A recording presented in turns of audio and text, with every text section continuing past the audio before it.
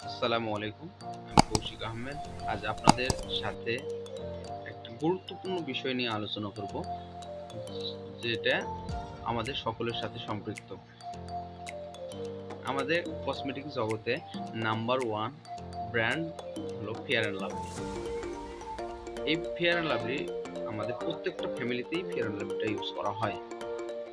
ছোট থেকে বড় সকলে ফেয়ার অ্যান্ড লাভলিটা ইউজ করতে পারে। কিন্তু আমরা কেউ জানি না এর ক্ষতিকারক দিক কি।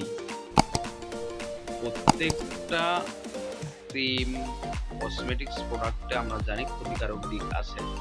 তো আজকে আমরা জানবো যে ফেয়ার অ্যান্ড লাভলিতে কি ক্ষতিকারক দিক আছে এবং এর উপাদান সমূহ। ফেয়ার অ্যান্ড লাভলির উপাদান সমূহ কি কি?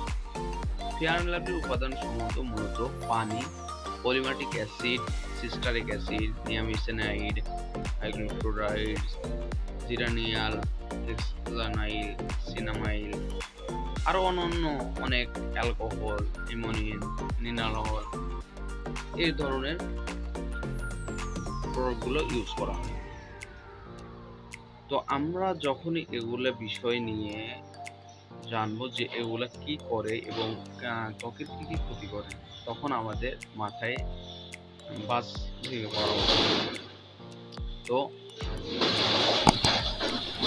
সবাই জিজ্ঞেস করবে যে বাংলাদেশের নাম্বার 1 ব্র্যান্ড সবাই ইউজ করে, এতে এত কি প্রবলেম থাকতে পারে? তো আমরা সেই বিষয় নিয়ে আলোচনা করব। প্রধানত যেটা বলতে হয় যে ফেয়ার অ্যান্ড লাভলিতে কোনো ক্ষতিকারক উপাদান বা ব্লিচ নেই। তাহলে ক্ষতিকারক তেমন কিছুই নেই। ফেয়ার অ্যান্ড লাভলি সচরাচর